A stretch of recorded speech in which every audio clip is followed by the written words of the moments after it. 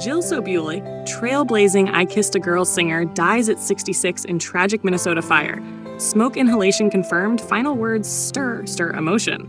May 1st, 2025, Woodbury, Minnesota. In a devastating turn of events, acclaimed singer-songwriter Jill Sobule, the pioneering voice behind the original 1995 hit I Kissed a Girl, has died at age 66 after a house fire engulfed her Minnesota home in the early hours of Thursday morning. Authorities have officially identified the cause of death as smoke inhalation. Hours before the blaze, Sobule left behind poignant final words in a late-night audio memo. "If I go tonight, I go singing." Her words now haunt the hearts of fans and fellow artists alike. A sudden end to a fearless voice. Firefighters were dispatched to the Woodbury property at approximately 2:19 a.m. after neighbors reported smoke and flames. By the time responders arrived, the fire had already consumed much of the home. Sobule, who had reportedly been in her basement music studio, was found unresponsive and later pronounced dead at the scene. Investigators ruled the blaze accidental, citing faulty electrical wiring near the home's recording setup. There were no signs of foul play. Final words that echo forever. A close friend of the artist, producer Mia Larson, received a voice memo from Sobule just before 1 a.m. She was musing about art and the way the world keeps turning. She said, "If I go tonight, I go singing." That's not a bad way to leave. The message, meant to be reflective, now feels like prophecy. Her song changed everything. Jill Sobule's I Kissed a Girl hit airwaves in 1995 and immediately stirred conversation, admiration, and a cultural shift. Long before mainstream pop embraced LGBTQ+ themes, Sobule's song tackled sexuality and self-discovery with nuance and heart. It became an anthem for millions. She was one of the first to be loud and proud without shouting. She let the music speak, said LGBTQ+ historian and writer Ariel Russo. Without Jill, there's no space for artists like Halsey, Troye Sivan, or Hayley Kiyoko. The mind behind the melody. Born in Denver, Colorado, Sobule's path was anything but conventional. She flirted with law school before music pulled her in full-time.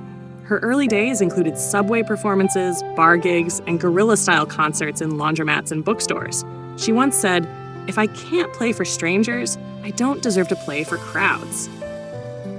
Known for her biting wit, political edge, and storytelling genius, Sobule recorded over a dozen albums, collaborated with comedians like Julia Sweeney, and performed with icons such as Cyndi Lauper and Neil Gaiman. Not just a musician, but a storyteller. Her 2021 off-Broadway project, Fuck 7th Grade, was a raw musical journey through teenage angst, gender identity, and survival. It was both hilarious and heart-wrenching. Fans were still awaiting the show's national tour, which had been postponed earlier this year due to her health concerns. She taught us that you don't outgrow awkwardness.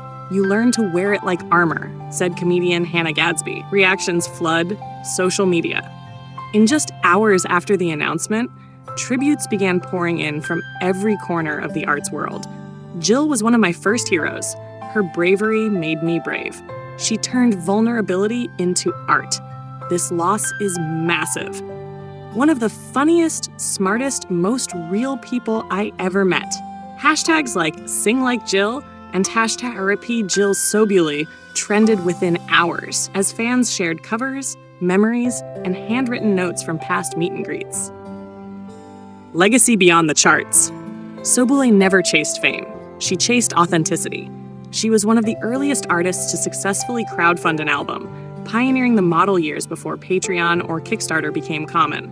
She played over 150 shows a year for much of her career, not for chart placement, but to connect. Whether it was a sold-out venue or a backyard gig for 12 people, she gave it her all. She remembered fans by name, said longtime supporter Lonnie Watkins. "She gave me my first guitar pick. I still carry it." Her final night. According to neighbors, Sobule had spent Wednesday night recording in her basement studio, where she often streamed intimate acoustic sessions to fans. One of her last Instagram stories showed her strumming a guitar, captioned, "Still writing, still weird, still here." Fire officials say she likely passed before emergency services arrived. Her body was found near a notepad filled with lyrics.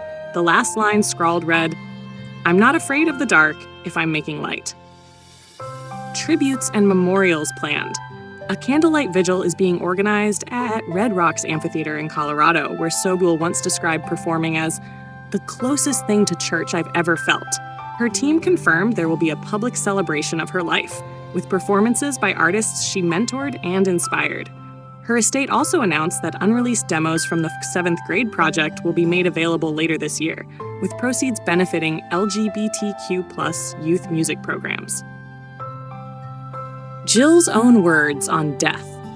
In a 2023 podcast interview, Sobule was asked how she wanted to be remembered. She replied, "If people hear my songs and feel less alone, that's enough. Everything else is bonus tracks." A song that never ends. Jill Sobule lived with courage, created with honesty, and left the world with one final lyric. One last quip, one last spark of the flame she always carried. She didn't just sing her truth, she dared the rest of us to sing ours too. Rest in power, Jill. May your melody echo in every heart that ever felt out of tune.